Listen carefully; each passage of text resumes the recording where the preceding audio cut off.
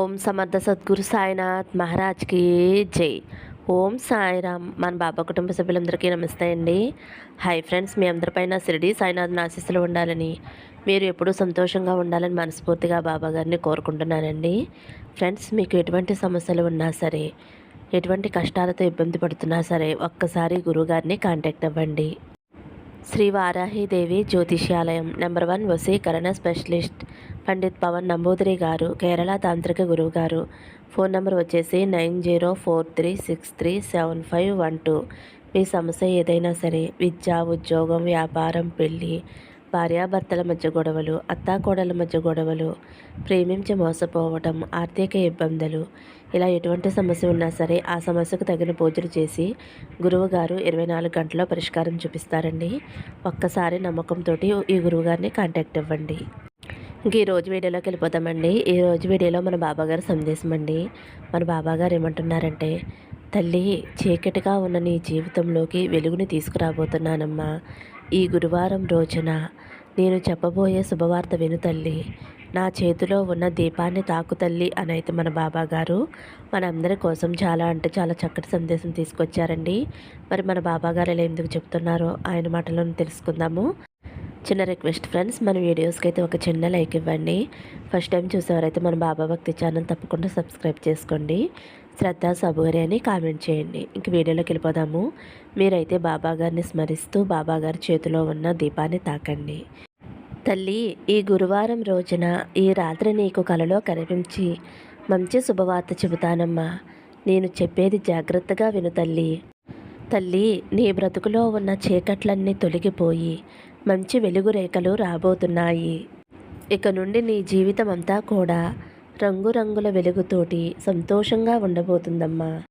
నువ్వు తలుచుకున్నటువంటి మంచి పని నెరవేరే సమయం కూడా వస్తుంది. అంతా కూడా ఏది జరిగినా సరే నా మంచి కోసమే అని అనుకో. అప్పుడు అంతా కూడా మంచే జరుగుతుంది తల్లి. నీ మంచి మనసుకి ప్రశాంతత చేకూరే సమయంలోకి అడుగు పెట్టబోతున్నావు. ఎవ్వరు ఏది అనుకున్నా సరే నీకంటే మంచి స్థాయి ఎవ్వరికీ రాదు. అనుకునేవారు నీకు ఎలాంటి సహాయం చేయరు. అలాగే ఎందులోనూ కూడా నీకు సహాయపడరు. అంతా కూడా నువ్వు ఏమి చేసినా సరే నీకు నువ్వుగా నీ స్వయంకృతమే తప్ప ఎవరూ కూడా సహాయం చెయ్యరు. అందరికంటే నేనే మంచి స్థాయిలో ఉన్నాను అనే అనుభూతిని, అనే ధైర్యాన్ని ప్రతి నిమిషము, ప్రతి క్షణము కూడా నువ్వు ఎప్పుడైతే పొందుతావో అప్పుడే నువ్వు వారిలో తిరగగలుగుతావు తల్లి. ప్రతిదీ కూడా నీ కష్టార్జితమే, నువ్వు చేసినటువంటి కష్టమే. ఎవరో నీకు సహాయం చేయటం లేదు అని బాధపడకు తల్లి. మనసు నిండా నీ సాయి రూపాన్ని నింపుకున్నావు కదా. ఇక నీకు భయం ఎందుకమ్మా? నీ పనిని నువ్వు శ్రద్ధగా చేసుకుంటూ వెళ్ళు.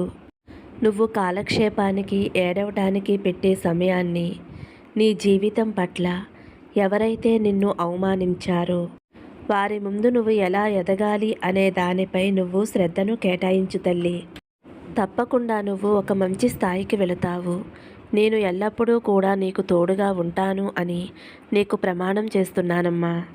నా తోడు నీకు ఎప్పుడూ ఉంటుంది. ఆ సంగతి నీకు కూడా తెలుసు తల్లి. అయినా కానీ నువ్వు ఇలా ఆందోళన చెందుతూ కూర్చుని ఉండటం నీ సాయి తండ్రికి ఏమాత్రం కూడా నచ్చలేదమ్మా. నీకు నా తోడు ఉండగా ఎలాంటి ఆటంకాలు కూడా నీ దరికి చేరనివ్వను. నువ్వు ఏ తీపి వార్త వినాలి అని అనుకుంటున్నావో అదే నీ దగ్గరికి చేరబోతుంది. ప్రతిరోజు కూడా నన్ను ధ్యానిస్తూ నీ మనసులో ఉన్నటువంటి సంకల్పాన్ని నాకు తెలియపరచు తల్లి. ఆ సంకల్పం విజయవంతం కావాలి అని, నేను కూడా నీకు సహాయం చెయ్యాలి అని నీ వెంటే ఉండి నేను నిన్ను ముందుకు నడిపిస్తున్నానమ్మా. నువ్వు మోస్తున్నటువంటి భారాలన్నీ ఎలాంటి ఆలోచన లేకుండా నాకు అప్పచెప్పావు కదా. మరి వాటిని నేను స్వీకరించానమ్మా. నీకు సంతోషకరమైన జీవితాన్ని అందిస్తాను. నువ్వు కష్టంలో ఉన్నప్పుడు ఎటు చూసినా సరే నీ బాబానే ఉంటాడమ్మా. అలాగే ఇప్పుడు నువ్వు ఉన్న పరిస్థితుల్లో చాలా జాగ్రత్తగా ఉండవలసిన సమయం తల్లి ఇది. ఎవరినీ కూడా గుడ్డిగా నమ్మవద్దు. నీ స్నేహితులను, నీ కుటుంబ సభ్యులని సంప్రదించి నీ మనసులో నువ్వు దేని గురించి అయితే బాధపడుతున్నావో దానిని వారికి తెలియచేయి. నువ్వు ఎవరినైతే కోరుకుంటున్నావో వారిని నువ్వు తప్పకుండా పొందుతావు. ఎవరి కోసమైతే నువ్వు వెతుకుతున్నావో, కళ్ళు కాయలు కాసేలా ఎదురు చూస్తున్నావో, వారు తప్పకుండా నిన్ను చేరుకుంటారు. ఇక భేదాభావం మానేస్తే, వదిలేస్తే నీకు అన్నీ కూడా ఎప్పుడో సక్రమంగా జరిగేవి తల్లి. కానీ కొన్ని విభేదాల కారణాల వల్ల నువ్వు అనుకున్న పనిలో కొంచెం ఆలస్యం జరిగిందమ్మా. ఈ బాధలన్నీ భరించలేకపోతున్నాను బాబా. ఏదైనా మంచి సమయం ఏదో ఒక రూపంలో వచ్చేలా చేయి తండ్రి. అది ఏదో ఒక రూపంలో వచ్చేలా చేయి తండ్రి అని ప్రతిరోజు కూడా తల్లడిల్లిపోయేలాగా నన్ను ఎంతగానో అడుగుతున్నావు కదమ్మా. నేను అర్థం చేసుకున్నాను. నీకు కావలసిన సహాయాన్ని తప్పకుండా నీకు అందజేస్తాను. నన్ను నమ్ము తల్లి. నీ పనిలో విజయప్రాప్తి రాసి ఉంది. అనేకమైనటువంటి కొందరి సహాయం కూడా నీకు కలుగుతుంది తల్లి. అలాగే నువ్వు ఏదైతే చేశావో అదే నిన్ను వెతుక్కుంటూ నీ వద్దకు వస్తుంది. అర్థం కాలేదు కదమ్మా. నువ్వు ఎంత దుఃఖ పరిస్థితుల్లో ఉన్నా సరే, ఎలాంటి పరిస్థితుల్లో ఉన్నా సరే, నిన్ను నమ్ముకున్న వారిని, నీ సహాయం కోరిన వారిని ఎప్పుడూ కూడా దూరం చేసుకోలేదు. నీ వంతుగా ఎదుటివారికి సహాయం చేస్తూనే వస్తున్నావు. నీ మంచి మనసుకి నీ బాబా ఇచ్చే బహుమతి కూడా నీవు ఊహించని విధంగా ఉంటుంది తల్లి. నీ మనసులో బాధ ఎక్కువగా ఉన్నప్పుడు నువ్వు ఏమాత్రమో కూడా తల్లడిల్లిపోవద్దు తల్లి. నీ బాబాని, నీ సాయి తండ్రిని నేను ఉండగా నీకు ఇంకా దిగులెందుకమ్మా. ప్రశాంతంగా నన్ను ధ్యానిస్తూ ఉండు. త్వరలోనే మంచి తీపి కబురు వింటావమ్మా. ఆ తరువాత నీ కుటుంబం అంతా కూడా సంతోషంగా ఉండే క్షణాలు అతి త్వరలోనే వస్తాయమ్మా. నువ్వు కోరుకున్నది ఖచ్చితంగా నెరవేరుతుంది.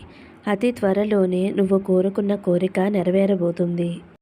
నీ కోరిక తీరిన వెంటనే ఆనందంతోటి నా ద్వారకామయిలోకి అడుగుపెట్టు తల్లి. అనుకున్నవన్నీ పొందాలి అని అనుకుంటే సరిపోతుందా తల్లి? దానికోసం నువ్వు ఇంకొంచెం ప్రయత్నం చేయాలమ్మా.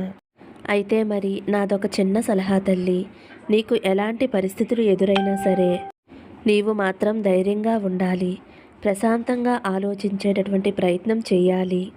అప్పుడే ఎలాంటి పరిస్థితినైనా సరే నువ్వు ఎదుర్కోవలసిన అనుభవం నీకు కలుగుతుంది. నీకు కొన్ని క్లిష్టమైన పరిస్థితులు ఎదురైనప్పుడు నువ్వు ఏమాత్రమూ కూడా చలించవద్దు. ఇంకా నేనెందుకు బ్రతికి ఉన్నాను బాబా అని బాధపడుతూ ఉంటున్నావు. నీ మనసులోని బాధని ఎవరికీ చెప్పుకోలేక, చెప్పుకునేందుకు ఎవరూ లేరు అని ఎంతగానో బాధపడుతూ ఉన్నావు. కొంచెం ఓపిక పట్టు తల్లి.